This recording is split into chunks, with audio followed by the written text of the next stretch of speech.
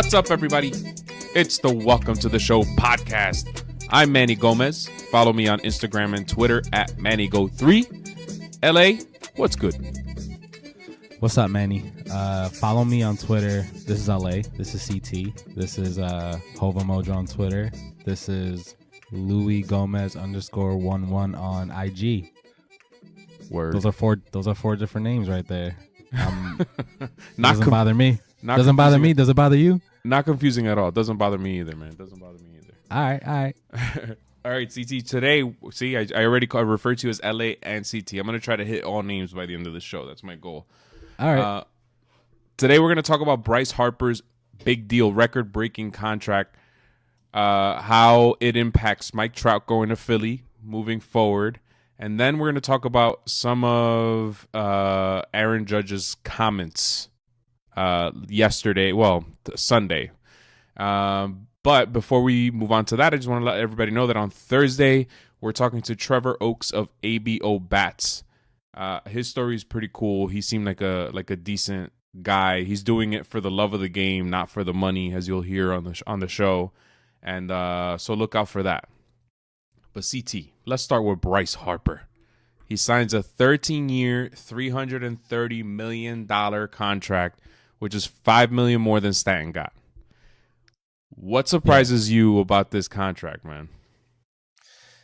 I'm not surprised that he ended up in Philly. I guess the thing that I'm surprised about, especially in this day and age, is the fact that there are no opt-outs in that deal, which is, in a way, it's like I almost believe him when he says it wasn't all about the money, kind of, because the whole opt-out thing for me is like, if you really look at it, people that have opt-out clauses in their contracts end up, it would have been like he signed let's say he signed like an 8-year deal and then opted out to sign a 7-year deal. That's the 13-year deal that he just got, and usually they get more money tacked on to the end of it.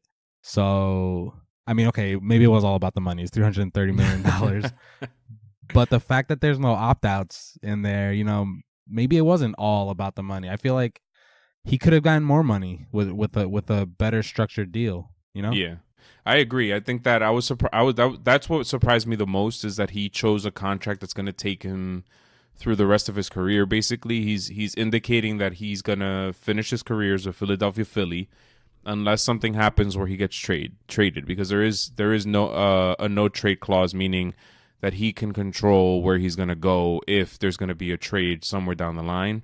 But yeah, it indicates to me that he chose longevity over money, because he could have gotten more in the long run. I think it was the Los Angeles Dodgers were willing to give him $45 million a year for, I think it was like a 4-year deal. So yeah, in 4 years he would have been 30. He could have, realistically gotten another, he probably could have gotten this, beaten this amount of money in total 4 years down the line. You know what I mean?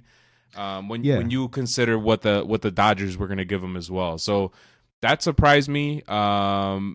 But I do have a bit of a conspiracy theory about all of this, CT. I don't know if you want to get something in there before I get into my little conspiracy theory, because I know that's your thing, but nah, man. Around Bryce Harper's deal, except if the conspiracy theory that you're looking at is that baseball finally figured out how to get Mike Trout to the big stage. Yeah, for sure. I think that part of the reason why Harper took this deal too is because his annual average value, or whatever it is, his AAV, is like $25 million a year. So that's not that much money for a guy like Bryce Harper per year. Now, $330 million is a lot of money. It's a record-breaking contract, whatever. But his average salary is $25 million, basically. So that gives the Phillies a lot of room to play with in any given season. And 2 years down the road, Mike Trout's going to be a free agent, and we all know that he probably wants to play for the Philadelphia Phillies, because that's who he rooted for as a kid. And before we got on here, we were talking about how Bryce Harper's not shying away from making comments about Mike Trout. He in fact, he said that to sign this deal. So these are quotes. He said, "I talked to him a lot." He said from November all the way through the process. just trying to get a hometown kid to tell me what he felt about the organization and the area and things like that. He's a kid who grew up seeing the Phillies have success, so going through those times with the fans and things like that. It was good to get his perspective and to hear how he felt. And then you said that he said something else. What was it that you said that Harper said about Trout? Something about another player coming off the books at the end of 2019 or 2020 or something. But if that's not tampering, I don't know what is. Is there tampering in MLB, man? We don't. Yeah, we gotta. Do we know if there's tampering, because he's tampering right there? Yeah, no, that's for sure tampering, and I think that a lot of this revolves around that. I think that John Middleton realizes that Trout probably wants to be a Philly. I think he realizes that the LA Angels might try to retain Trout, but I don't know if he's going to keep continuing giving them, hometown discounts if they're not winning championships, especially. I think he's only been to the postseason once. Yeah. So I don't know, man. This was a weird week. Like if I were Harper, I probably would have taken that Dodgers. If it was about the money for me, I would have taken that Dodgers contract and roll the dice 4 years down the line. But to me, this all seems like it's lining up for a Trout Harper marriage 2 years down the line. And it'll be crazy because you'll finally have Trout. Well, Harper is like his own thing in baseball. Like he's like his own brand in baseball. It's like Trout really doesn't. I feel like Trout doesn't have that, and maybe he doesn't want that, but he would want to play for Philly. Now he's, whether he likes it or not, he's gonna be a little bit more in the spotlight with Harper on the team. Now, that's if Harper keeps producing, and I'm just gonna make a prediction here. Harper is gonna kill it in Philly. That's my prediction. I agree. I mean, he owns Philly. While playing with the Nats, I think he has like over 1,000 OPS. He crushes there, and that stadium is tiny. He's gonna hit bombs in that stadium. So yeah, I agree with you, and I think that the Phillies, even before the Harper deal, I think the Harper deal just solidifies it. I think the Phillies are the team to beat in the National League. I think it's the Phillies and then it's the Nats, if you ask me. And especially now considering that the Nats are considering adding Craig Kimbrell. Nobody's talking. I know that I'm jumping all around here, but think about the Nats' starting rotation. They have Max Scherzer, Steven Strasburg, who nobody talks about for some reason, and they added Patrick Corbin, who had a really good season last year. So if he could, maintain that kind of performance, they have, 3 top of the line starters, plus a rotation that includes Doolittle, and if they add Craig Kimbrell, the greatest closer since Mariano Rivera. You know what I mean? Like, that's going to be a tough team to beat. And they have Juan Soto, they have Rendon, they have a squad. But the Phillies are for sure the best team in the NL East. So I think they need a few pitchers, but I think they'll be okay. Yeah, that's what I was gonna say. Like it's funny how they added Bryce Harper, and we saw the potential of the Phillies last year. But when you look at the NL East, they have like the 4th best pitching rotation. I'm only saying 4th because I don't even count the Miami Marlins. I don't know what they're trying to do in Miami, but I hope they're doing something down there. Don't tarnish Jeter's legacy down there. But if you look at it, like you said, the Nationals have a great rotation. The Mets still have a good rotation, and the Braves have a good rotation. And I think it's gonna be interesting to see what a team like the Phillies can do. Let's say they don't add anybody, but there's still guys to add out there. Even though I heard they're not in on Keuchel anymore. Yeah, that's what it sounds like. And I mean, they have a squad. I mean, they added JT Realmuto this year. They added Gene Segura. They added Andrew McCutchen, Bryce Harper, and they have Reese Hoskins is still on the team, still a good young talent. They added Dave Robertson. I forgot about that. And they have. Yeah, go ahead. Yeah, I looked at the a potential lineup that they had, and a guy like Odubel Herrera is batting 7th on that lineup, which I think is crazy because he had a pretty beast season last year, offense wise, Exactly, and they have the rotation is, it's not the Nats or the Mets rotation, but it's still Aaron Nola followed by Jake Arrieta. That's a good 1-2 punch. Yeah. So this is a decent team. I think they're gonna be. I don't want to say that they skyrocket over the Dodgers yet. I don't know. Something, Clayton Kershaw's making me nervous, but if if not the number 1 team in the NL, I think they're the number 2 team for sure. In the NL East, they're definitely the best team in the NL East right now. I mean, yeah, unless Darvish comes back and pitches like he's supposed to pitch, then I might say the Cubs might be one of the best teams in the National League. But Yeah. I'm sorry. I have a little grudge against you, Darvish, because I drafted him like in the 4th round last year, and he was ass the whole year. I think he was injured the whole year, and when he wasn't injured, he was just putting up negative points. So back to you. Thanks. Yu Darvish, by the way, there's some news out of Cubs camp this year. Yu Darvish is feeling really good, apparently, and this stuff looks electric. Allegedly. Okay. Allegedly. Well, real quick, Manny. I was talking to a friend the other day, and doesn't it get annoying when you hear stuff like that? I mean, what is he supposed to say? He just right. He had a pretty horrible season. Is he supposed to say, yeah, well, I just hope I hope I can make it past the first inning this year or something like that. Right. It's almost like don't even ask him how he's feeling. He's gonna tell you that he feels good, He's had a bad 18 months, man. It's been since the postseason in 2017 that he's been, like down in the dumps. And then last year was a joke. It was just a joke. But let me get back to the Harper and Trout thing. So then it was released after all this talk, about Mike Trout was going around, because Trout to Philly has been discussed all offseason. I feel like that's been it's almost inappropriate how much he gets asked if he's going to go to Philadelphia in 2 years or not, considering that he already has a team. But then it was reported that the Los Angeles Angels wanted to offer Mike Trout a 10-year, $350 million contract, which would beat Mike. It would be that would be the new record contract. And this sounds crazy, but I wrote a piece on this on Call to the Pen. 10 years at $350 million a year would be severely underpaying for a guy like Mike Trout if you consider how these guys were paid this offseason.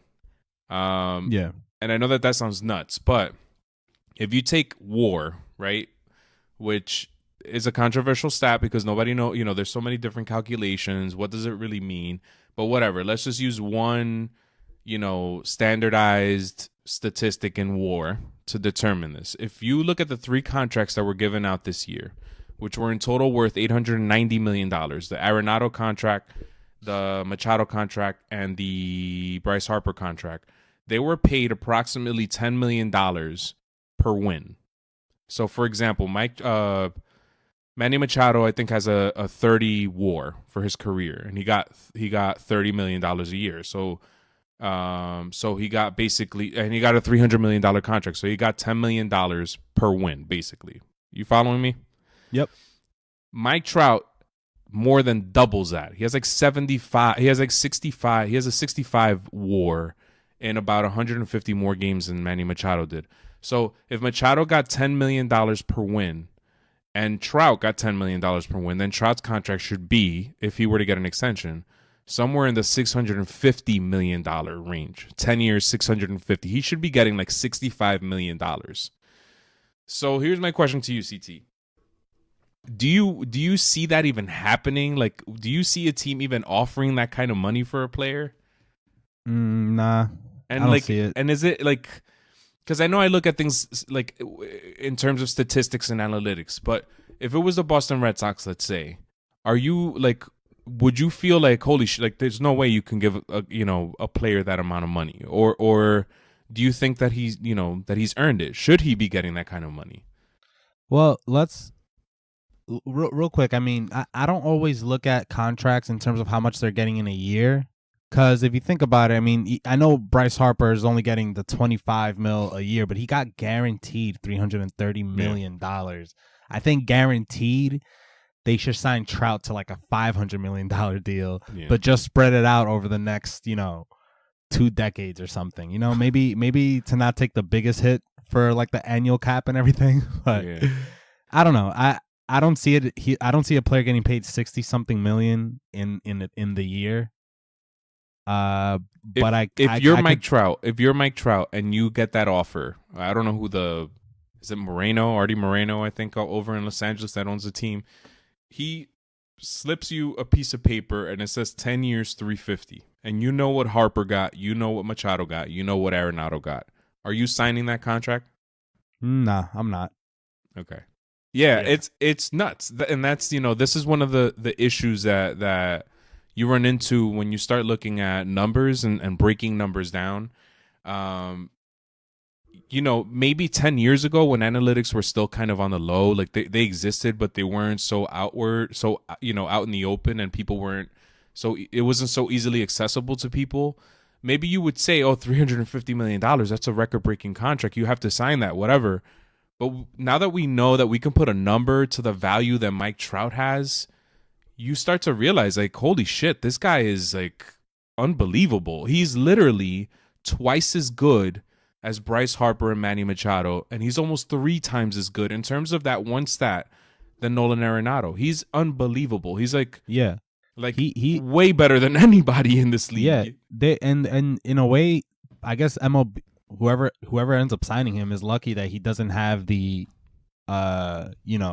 the attitude of a Bryce Harper or the popularity of one of those guys, because then he really is going to be worth that $500 million.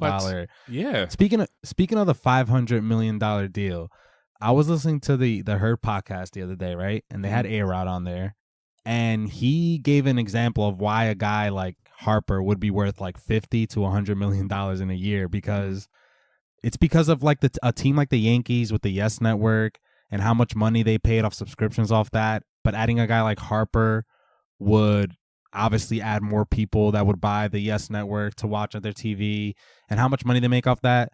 And the numbers are escaping my head right now, but anybody wondering why a guy like Bryce Harper is worth more than what he signed for, then just go listen to that. Yeah, no, I agree. And he pretty much breaks it down. And A-Rod was a good example of that with the Yankees. The Yankees are the biggest team in sports. So, like, it's hard to say that a player elevated them to a whole new level, but A-Rod did. I remember when he played for the Yankees early on, I can't remember what the numbers were, but I remember hearing Michael Kay say something to the effect of, like, when Alex Rodriguez is up to bat, there's more eyeballs watching on the TV, like in terms of ratings. Yeah. And when Alex Rodriguez got himself involved in some crazy drama, which he did a lot of, ratings would go up in the Yes Network, and essentially he got insane contracts with the Yankees, and he pretty much paid for himself because of the money that he generated, just by being a New York Yankee. You know what I'm saying? But that's what happens with that's what happens with sports, and that, it becomes unfair because then only teams like the Yankees, only teams like the Red Sox, only teams like the Chicago Cubs would be able to get these players. You know what I'm saying? Because they're the ones that have the biggest markets. But then you also have revenue sharing, you have stuff like that. So that's the reason why the competitive balance in baseball has gotten so much better, because bigger market teams are paying for the lower market teams essentially. But yeah, no, I agree with you. I think that think about this, CT. A-Rod got a $252 million contract in 2001, 18 years ago. That was an annual average of $25.2 million per season. Bryce Harper just got a deal in which he's getting 25.4. He only got $200,000 more than A-Rod was getting per season. Yeah. That's not much of an advancement in 18 years. Yeah, I think I also saw a chart that said in terms of inflation, A-Rod still has the most, the biggest contract. Obviously, they have more guaranteed money, and even annually, the player's going to get more. But I think at the time, in the year 2000, I'm looking at it right now, it says December 11th, he signed 2000. He signed a 10-year, 252. And that's what I was trying to say before about, I think for A-Rod, it was a little bit about the money as well, because he signed that 10-year deal in the year 2000. There was an opt-out clause after 7 years, I think, and then when he opted out, the Yankees re-signed him to a new 10-year deal, $275 million. So basically, he added on another 7 years of baseball, guaranteed, which he didn't play out, but at the time, an additional 7 years. So basically, that contract would have been over after 3 more seasons. He added another 7 seasons to his career, guaranteed. And an additional, who knows, 120 something million. So exactly, that's what I meant before about Harper's maybe not being all about the money, because he probably could have done something similar. Yeah, he could have. Like I said, he got the Dodgers were offering him $45 million a year. $45 million a year. And Machado signed a a 10-year deal with an opt-out after 5. So he's probably going to figure out a way to sign a new deal after that 5th year. And even if it's anything more than 5 years, then he's basically getting an 11-year, 12-year, 13-year deal with more money in the end. So yeah, it's crazy. It really is crazy. I mean, Harper could have gotten 45 times 4. I'm doing some math here real quick. Do it, man. I love 180. It would have been 4 years, 180, right? He would have been 30 years old at the end of that contract. $45 million a year. Let's say he realistically could have gotten another 5-year deal. Let's say at like $30 million. That's 150. That's your 10-year deal right there. That would have matched your 330. Yeah. In less years. That's 9 years. And then say he decides I want to be a DH in the American League. Some DHs are getting like $10 million. Like I think how much did Nelson Cruz just get? You know what I'm saying? He's 40. Yeah. Isn't he 40 or something? He could have been. You're right. Harper could have maximized his money a lot more. But it sounds like he just wanted to like he said, he wanted to retire with a single team and just be in one place for the rest of his career. And I guess I respect that. I'm surprised to hear it. And also, nothing beats guaranteed money at the end of the day. He could have signed that deal with the Dodgers and had a terrible injury at one of those years, and his value would have diminished greatly. And now he did lose out on money and baseball time. So yeah, nothing beats guaranteed years, guaranteed money.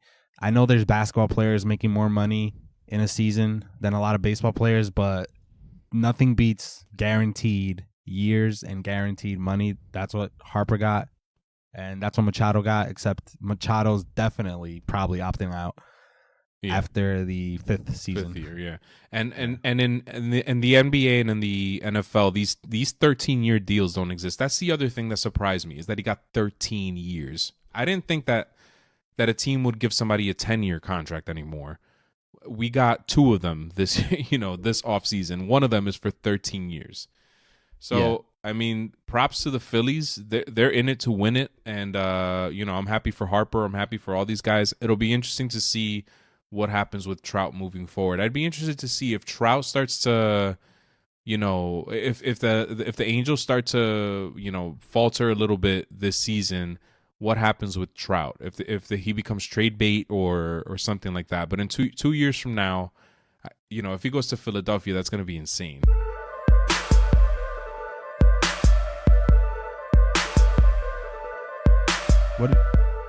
What did you speaking of contracts? I mean, what did you think about the extension that Arenado signed? Do you think that he should have tested the waters, free agency, maybe gotten a longer contract? It was a great contract, but that's a really good contract. And so Machado got the biggest contract ever, and then Arenado, got it for a week, and now Harper has it. But the Arenado deal makes a lot of sense to me, because if you do look at his numbers, I don't want to call him a product of Coors Field, because like you said, how many players have done what he's done in Colorado? Not many. So yeah, he's a special player.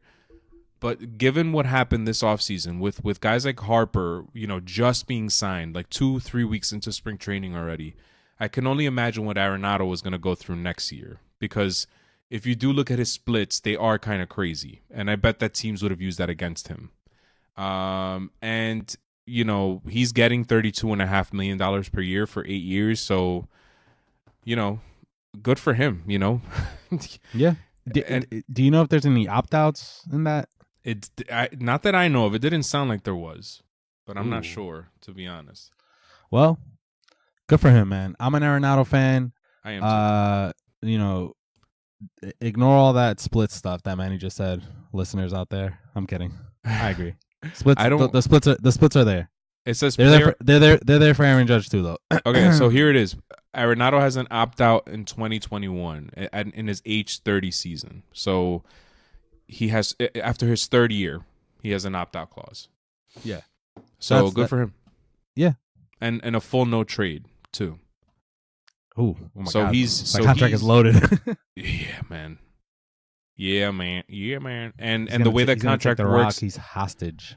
Yeah. Well, good. Like I said, good for. I like Arenado. If they could have given him 40, I would have celebrated it for him. He's one of those players that, you're happy he got it. All right. Last thing on this Trout ordeal, and then we'll move on to the next topic. I'm not trolling you or anything, CT. I mean this wholeheartedly. Mike Trout versus Mookie Betts. I know that you're a Red Sox fan, but try not to think of this like a Red Sox fan. Who do you take right now? Trout. And I mean, consider age, consider everything. You still take Trout over Mookie Betts? Yeah, I take Trout. I mean, I can't ignore I don't think I've ever seen. I mean, okay, besides Albert Pujols and then guys like A-Rod, but we're looking at our modern day Pujols in terms of how he performs offensively. Better than Pujols. Whoa. Better than Pujols. Offensively, maybe not. Like Pujols was like insane, but well, the point is that we're looking at a guy that's rivaling Albert Pujols' first 7 years in the league type of shit, you know? And yeah. And obviously I love Mookie, but I'm always gonna take a more consistent player, and Mookie is consistent, just not as consistent as Trout. I don't think anybody's been as consistent as Trout. So I'm taking Trout. To me, what makes me nervous about Mookie Betts is that he seems a little fragile. Like he seems to have a lot of injury issues. But Mookie Betts is so versatile, and so is Mike Trout. But I don't know, man. Mookie Betts is so good. He can do everything. Mookie Betts is amazing. We just so happen to be comparing him to Mike Trout, which I think Mike Trout is just a little bit more. Yeah, he is. He is more consistent.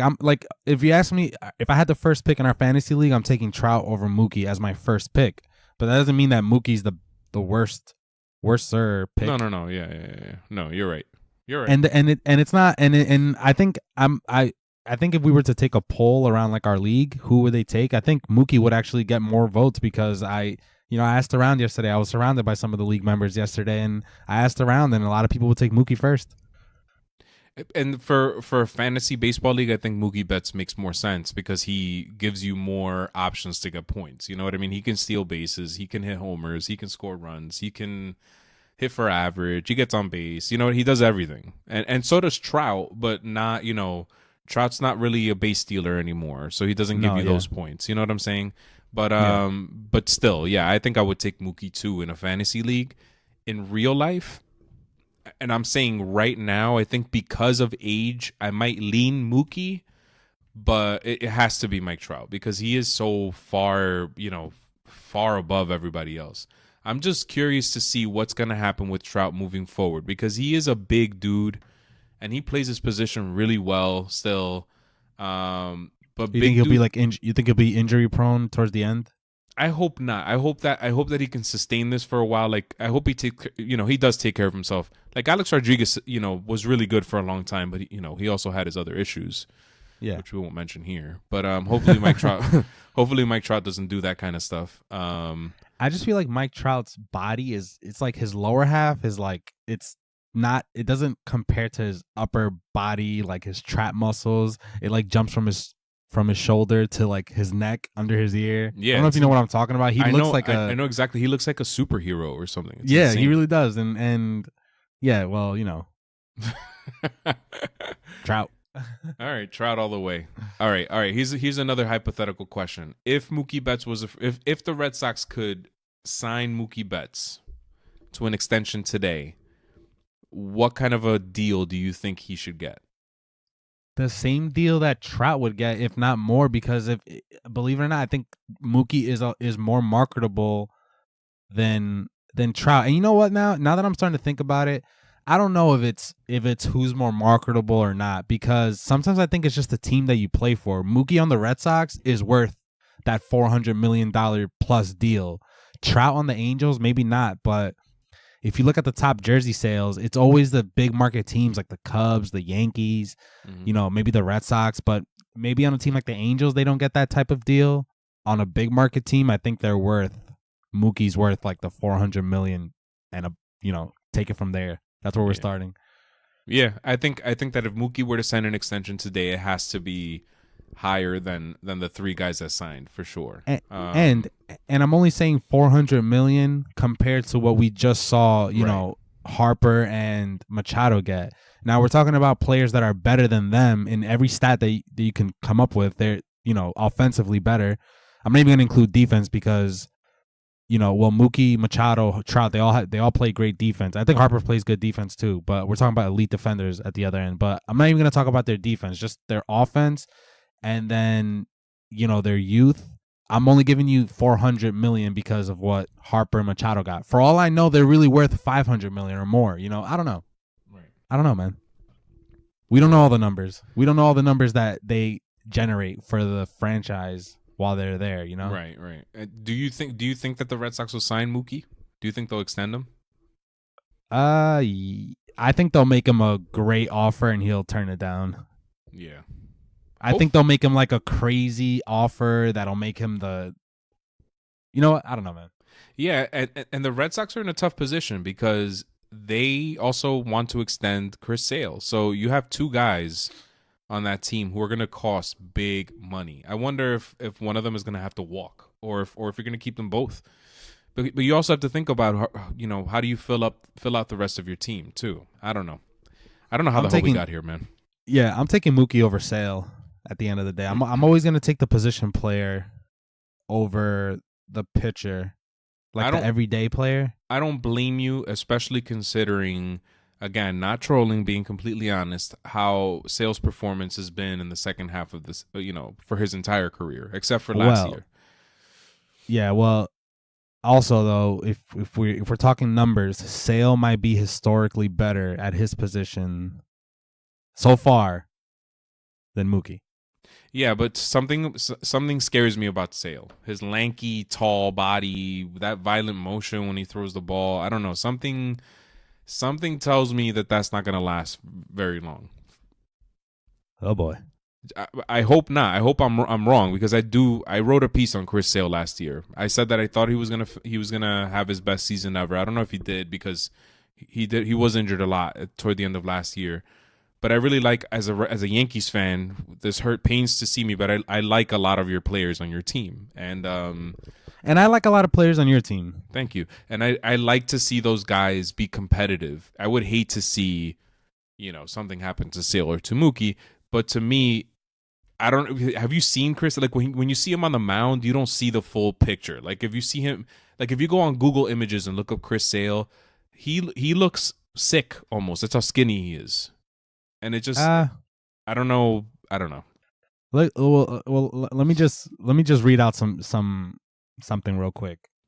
2012, sixth in Cy Young. Next year, fifth, then third, then fourth, then fifth, then second, then fourth. Oh, and by the way, all in the American League. So again, Chris Sale's, for me, it's Chris Sale, Corey Kluber, Max Scherzer. Those are the top three pitchers in baseball. I wasn't trying to say that you were trying to say anything bad about Chris Sale. I'm just marveling at the human, the human being. Yeah, and he currently, if he keeps up at this pace, he currently has the all-time Ks per nine record, which is pretty crazy. It is, but at the same time, we're living in an era where it's nothing for. Then again, but this is the same thing that I said before. If we really are living in an era of this and that, how come he's the sole leader? It's not like the next guy up is gonna get it. Which there are guys that will probably strike out more guys than Chris Sale, but. And by the way, those numbers have increased with age. In his age 29 year, last year he had his highest Ks per nine. Yeah, so, he's probably taking steroids, man. Honestly, I wouldn't be shocked at this point. All right, CT. Let's move on to the next topic. I gave you some Red Sox time. Give me some Yankees time now. Okay. Aaron Judge said on Sunday that he thinks that the Yankees could crush the team home run record again next season. They set the record in 2018 with 267. Let me read you the quote. This is what he said. And then just give me your reactions. You get this whole team, so quoting, you get this whole team healthy, we're going to crush the record that we set last year. That's what Judge said to Cole Harvey of ESPN. We've got a good team, a lot of guys that could make a lot of solid contact, and a lot of big boys that when they make contact, man, it goes. We're a team that's primed and ready to do that. Do you think that the Yankees Well, just give me your reaction. What do you think about that? What do you think about those comments? I think it'd be cool to see, but I don't know. I don't really have an opinion. I guess cool, cool story. Yeah, I mean the Yankees. Because like I mean, I was gonna say. I mean, they led MLB last year by like 30 home runs. Mm-hmm. And by the way, and Judge missed 2 months of the season. And Gary Sanchez missed time, and yeah, and Bird was there. Bird wasn't there. Didi missed time. I get it. Yeah, and Stanton only hit 38 home runs. He didn't hit them only. You hear me? That's a lot of home runs. But yeah, no, it is. But I actually, let me just say this. I think Stanton's gonna have a crazy season for some reason. I don't know what it is, man. I'm thinking like 50 home runs from Stanton this year. I hope so. I mean, I think that year one in any organization is going to be a struggle, especially New York or Boston or one of these big market teams. So I expect them to have a way better season this year. And if you pair, let's say he hits 45 and Judge missed two months of the year last year and still managed to hit like 27 home runs. He was probably on pace to hit another 50. You know what I mean? It seems like it's if they can stay healthy, which is a big if, it seems like, yeah, like why wouldn't they be able to crush the home run record? They have guys like Aaron Hicks, has improved his power. He could hit home runs. Didi Gregorius hit 27 home runs last year. He's hurt this year, but yeah, you know what I'm saying. Last year too, though. Yeah, but you know what's crazy though? I find this stat pretty crazy. If I gave you the team like the Yankees last year that led in home runs, where do you think they would rank without looking it up? But where do you think they would rank in like doubles? Do you think doubles are good in baseball? I think doubles are like doubles are key. Yeah, me too. Yeah. Where do you think they rank in doubles? The Yankees last year, yeah. Without looking it up, just give me off the top of your head. They led all MLB with everything that you said about Judge missing time and all this. They led by like 30 something home runs, all of Major League Baseball. Where would you rank? Where do you think they landed doubles? I'm gonna say 5th, 16th. No way. Isn't that surprising? Crazy? Yeah. That's and I heard Michael K talking about it on. I almost hear him talking about it almost every day now on the radio. How the Yankees kind of have to stop being the all. I said this in a podcast episode last season that if you're a guy that could hit 20 home runs and don't play any defense, you could start on the Yankees because that's all they care about. And I'm starting to believe that's really all they care about because Brian Cashman said it. He said that's what he wants their players to do: get on base and hit home runs. And again, it's nothing. It clearly works. Is they won 100 games last year. It clearly works, but I don't know, man. I just feel like you got all these strikeout guys on the lineup. It's that's gonna amplify in when you have guys like Chris Sale on the mound. Yeah, I mean, for me, the strikeouts aren't an issue, but I agree with you. What that tells me that the Yankees were 16th in doubles. What that tells me is that these guys they're not hitting it, in the gap. They're trying to hit it over the wall. So if it doesn't go over the wall, typically it's going to land in somebody's glove, right? So yeah, they're really home run or nothing. They were also 16 in hits, like total hits. Wow, that's which I think it's crazy because I feel like the Yankees hitters have like one of the best lineups, top 1, top 2, top 3 lineups in a major league. But it seems like the home run was really like the. Well, I think so. Here's what happened with last year. The Yankees had. So again, I'm plugging my pieces on Call to the Pen again, but I wrote a piece today called "New York Yankees Sluggers Vow to Crush the Home Run Record," which is about this topic that we're talking about now. And the Yankees are the only team that I could find to have to break this record, one, and to have 12 individual players hit double-digit home runs. All the other teams that I found only had like 9 or 8 or 7. And the Yankees were the only team that I could find who didn't have a single player cross the 40 home run mark. They just have a lot of players that can hit for home runs. Yeah. And like you said, they're all trying to do that. They're all trying to hit home runs. But then you also have your top 3 power hitters last season. If you think about it, all had down seasons, which is also crazy because Gary Sanchez, Aaron Judge, and Giancarlo Stanton are the top 3 exit velocity guys if you look at StatCast. And all 3 of them had, if you think about it, a down year. Judge because he was hurt. Giancarlo was hurt for the last couple of months of the season, but he still played. He was still key to the team. I'm not going to use that as an excuse, but he didn't have the Giancarlo Stanton type of season, I think. And we know what happened with Gary Sanchez, but all three of those guys do hit it in the gap because they hit it so hard.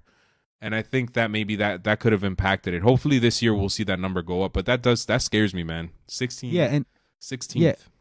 Yeah, and I'm not gonna. This is probably not gonna make any sense, but I don't know why I picture the Yankees being healthy, and even if they break the home run record, like, what am I supposed to think, that they're gonna win 120 games or something? Like, I still don't see how they. And I get it, because they weren't a healthy team all last year. They did suffer their fair share of injuries. I'm not gonna pretend like that didn't happen, but even if they were healthy, like, I can't picture a better season than what they had last year. You know, am I making sense? Like, I can't. No, it does make sense. I think that the formula of get on base, hit home runs works in the stretch of 162 games. Like, that's the thing about baseball. It's such a long season that a single formula could work for you and catapult you into the postseason.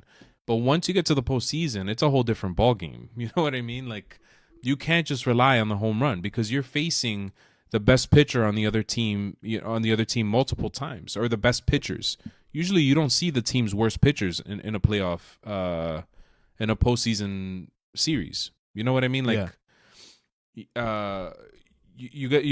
face the Red Sox in a 5-game series. You're gonna see Chris Sale in Game 1 and Game 4, and then games 1 and 5, and then you're gonna see, the team's second and third best pitchers in the other games. You know what I mean? Like, you're not gonna see the Jordan Montgomerys in the postseason. You're gonna see the top teams, the top pitchers. Yeah, and the point that I was trying to make before was, like, the Red Sox won 108 games. The Yankees won 100. Was it 100 flat, or was it like 101? It was 100 flat. The Astros won 102, I think. Yeah. And I think that's what I'm trying to say, that I look at the Red Sox last year, and they were pretty much flawless. But then if you do look at the Yankees and all the stuff that they went through last year, and, the fact that Gary Sanchez, and he had a down season, but I still think he led all catchers and home runs, which is crazy. Yeah. But, I still can't picture them having a better season than what we saw last year. But now we're thinking about them being healthy, and it's like, I just keep thinking of a video game. Like, this is like a video game type of team. And I think that they added some players that add a different component to the whole thing. DJ LeMahieu is not really a power hitter. Troy Tulowitzki is. He can hit for power, but I don't know. I think hopefully those guys are bringing their contact ability. That's why I wanted the Yankees to go after Daniel Murphy this offseason. As weird as that sounds, because I do think that the Yankees need another component to the team. They need to add contact to this, because, yes, I understand ground balls are outs or whatever, but doubles are good, like we keep saying. I like gap hitters. Yeah, they make shit happen. You know what I mean? Yeah. So yeah, I'm down with that. All right, here's another quick question. I didn't have this on our sheet, but I was thinking about this. The Houston Astros lost Marwin Gonzalez. They lost Dallas Keuchel. Who else did they lose? Did they lose anybody else? Charlie Morton. That's right. He signed with the Tampa Bay Rays. I forgot about that. Do you think they're still going to be a contender in that, in baseball? I'm not going to count the Astros out. They have too good of a team. But do you think that they took a step backward this offseason? Nah. I don't think so. I always look at guys. I mean, you just look at Bregman, had a breakout season last year, and they still have Altuve. They still have Carlos Correa, who I think, I mean, I have a gut feeling that he's gonna have a down year, but if you look at the numbers and what he's done so far, he's like an MVP caliber type of player. Yeah. And then you look at George Springer, and then you look at Justin Verlander, and I just think they have enough to definitely get back to the playoffs and still definitely be one of the better teams to compete next year. That's how I look at it, because I'm just looking at those guys.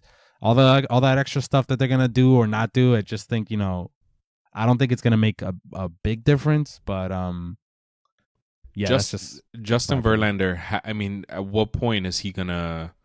Is he Tom Brady for God's sakes? Like, at what point is he gonna start? The decline. Because Detroit, I was gonna say, in Detroit, he was starting to show signs of a decline, and then he went to Yeah. Houston and he became Justin Verlander 2.0. At what point is he gonna start showing signs of wear? You know what I mean? Like, Listen, as long as Kate Upton is there to keep the blood flowing, I think we're gonna see a lot more Verlander. yeah, I'm because kidding. He's 35. Let's be real. he's 35. He's 35 years old. Let me see Well, he something. was 35. He was 35 last year. He's 36 now. Yeah, I guess he'll be 36 during the season, and he finished second in Cy Young votes. So I don't know, man. It's weird. But same thing with Scherzer. Like, when is this guy's arm gonna fall off? Like, I think Scherzer's crazier. His thing is a little bit crazier You than. think so? I think Yeah, because Verlander's crazier, man. no, because to me Scherzer is a little because at least Verlander was Verlander earlier in his career. Scherzer kind of just he's never looked back ever since he won his Cy Young, and he's won. Look, second last year, won the Cy Young the year before, won the Cy Young the year before that. Like I think, well, he's 33, so Yeah, and man, and look out for Scherzer. Verlander's gotten better since going to Detroit, not worse. He's like better than he ever was Since going to Houston. Since going to Houston. Sorry, he struck out the most batters of his entire career last year, 290. He had his best whip. Well, okay, he tied his best whip from 2011. He still pitched 214 innings, and this guy's 35 years old. This is insane. At some point, it has to start to decline. It has to. This is like Roger Clemens all over again. Yeah, we all know how that ended. Yeah, I hope that something In court. something fishy isn't going on. You know what? Speaking of Roger Clemens, the Yankees added Andy Pettitte to their. I think Andy Pettitte's like the assistant. Yes, he did to the GM. And Yeah. the only reason I said speaking of Roger Clemens because they both left to the Houston team at the same time, right? That was like both of them signed with the Astros for like a season or two. Mm-hmm. So yeah, that was a little sidebar right there. Yeah, that's so the Yankees added Andy Pettitte and Al Leiter left the Yankee booth to apparently coach his son in baseball, but now it comes out that he signed with the Mets as an advisor. Oh, as an advisor. I don't know why I thought his was like a booth thing as well. No, but I think these advisor roles are kind of like I don't even think you're really doing anything. I think you're it's more like for the media to put a face there or something, right? Yeah, like what can they really? A-Rod served as an advisor. His last in that year that he was supposed to play, but he retired. He served as an advisor. I don't think you're really in the stadium and shit. I think you're kind of just there. You know what I mean? Yeah. And speaking of A-Rod, he put up a post the other day of him trying to get into I think it was in Miami, a Miami baseball stadium or something. And he was saying like nobody invited him to spring training this year. And that kind of surprised me that the Yankees didn't invite him to come to spring training this year. Like, I don't know why it just surprised me. Usually you see a lot of veterans in baseball come and play with the guys and coach them and stuff in spring training. And this year I saw Reggie Jackson, who you see every year, and I can't remember who the other guy was, but none of these young guys was there. Jorge Posada was down with the Marlins, not with the Yankees. It just seems like the Yankees are kind of cutting ties with a. Well, Jorge Posada is now part of the Marlins organization. Mm-hmm. So there's that, but yeah, the A-Rod thing, like he no longer has any ties with the Yankees. That whole advisor role was that 1 year last year, and that's it, right? I think that he still has some sort of role with the Yankees, but what he said was that he wasn't invited to any spring training camps this year. This is random, but they should have like a home run derby for guys like A-Rod that are could clearly still knock it out of the park and are still fit enough to do so, but like they should just have one. Yeah, why not, man? I'd do it. I'm down for that. Because I love A-Rod, so anything involving him, I'm gonna watch and. But what surprised me about the A-Rod thing is that Miguel Andujar, needs help at third. Why not have A-Rod there? Who better than Alex Rodriguez to coach Miguel Andujar? You know what I mean? I know it's the major league level, so I can't say anything because I've never played anywhere near that level. But if you are a professional baseball player, I can't. I don't want to hear the excuse that Andujar couldn't get better at third this season. I think you know what I'm saying? He seemed to be working. I think he's going to get better. There's no way he's going to get worse.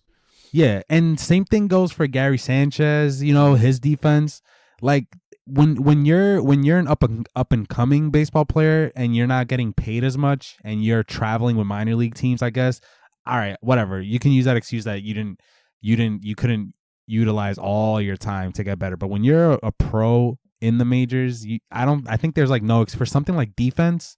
I don't really think there's an excuse at that level, especially if you're young like Andujar and athletic and stuff. You know, I just feel like there's no excuse. So if Gary Sanchez sucks at defense again this year, I think that just tells you I don't think he's dedicated.